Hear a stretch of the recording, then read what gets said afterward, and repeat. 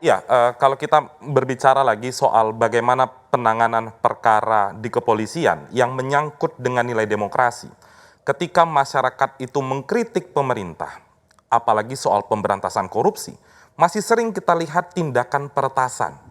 Masih sering kita melihat ada sekelompok pendengung yang membongkar identitas dari orang yang kritik.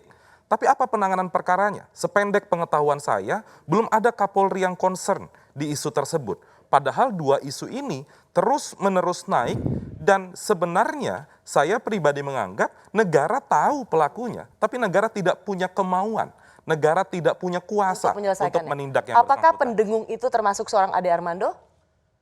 Iya, banyaklah orang yang berpersepsi seperti itu, dan juga yang penting hari ini adalah jangan sampai justru kritik dari masyarakat itu dijawab. Misalnya platform yang paling sering digunakan adalah platform Twitter dengan menggunakan banyak ribuan robot seolah-olah itu adalah suara kebenaran. Itu yang sekarang masih menjadi persoalan yang sangat konkret menyentuh isu demokrasi. Di satu sisi kita melihat Pak Jokowi mengatakan kita anti kritik, tapi ketika kita kritik di media sosial, kita langsung bertubi-tubi dihajar habis-habisan. Dan tidak ada penanganan perkaranya, padahal bukan delik aduan. Ya, Bung Ade. Saya nggak ngerti sebetulnya, Bung Kurnia. Itu adalah bagian dari kebebasan berbicara dan berekspresi, bahwa kalau saya ngomong dihajar oleh 1.000 orang besoknya, dan barangkali 1.000 orang itu adalah semua robot, itu adalah kebebasan. Itu harus dilindungi dalam kebebasan berekspresi. Tidak ada yang salah dengan itu. Tapi kalau membongkar identitas pribadi orang yang melakukan demonstrasi, apakah itu merupakan kebebasan berekspresi juga? Bahkan dalam hal itu kita harus cari rujukan hukumnya. Tapi saya belum pernah mendengar ada kelompok yang biasa disebut pendengung mendorong itu dilakukan oleh kepolisian. Saya adalah korbannya, Bung Kurnia. Identitas saya dibongkar. Identitas teman saya seperti Denny Siregar dibongkar. Tapi kasusnya disebarkan. jalan itu, kasusnya Bung Denny Siregar. Saya tidak, karena saya tidak melapor. Karena saya tidak menganggap bahwa dalam demokrasi ini kita perlu terlalu tadi lebay, baper dan seterusnya.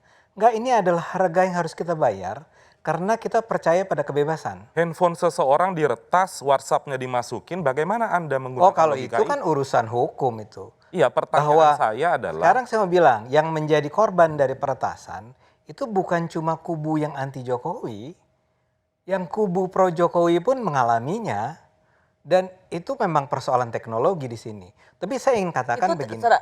Bung Ade, itu sedikit sekali.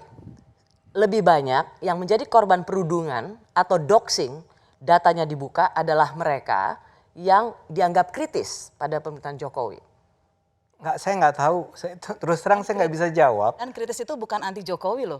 Oh iya, enggak, kalau itu clear lah ya.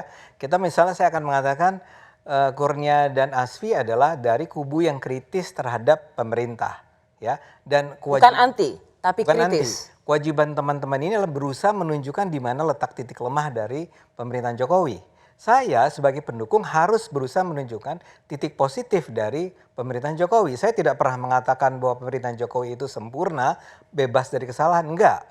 Ada begitu banyak kesalahan yang dilakukan oleh mereka, kan, kelemahan yang dilakukan oleh mereka. Tapi marilah kita berdiskusi secara terbuka. Oke, saya paham maksudnya. Jadi di mana ketidakadilan, justru sebenarnya kita sedang menikmati era demokrasi. Yang mau kritik Jokowi silakan, yang mau mengatakan Jokowi pelangak-pelongok silakan, mau membela Presiden Jokowi seperti Ade Armando juga silakan. Inilah era demokrasi. Tapi di mana ketidakadilannya untuk civil society? Disinilah pentingnya polisi ya.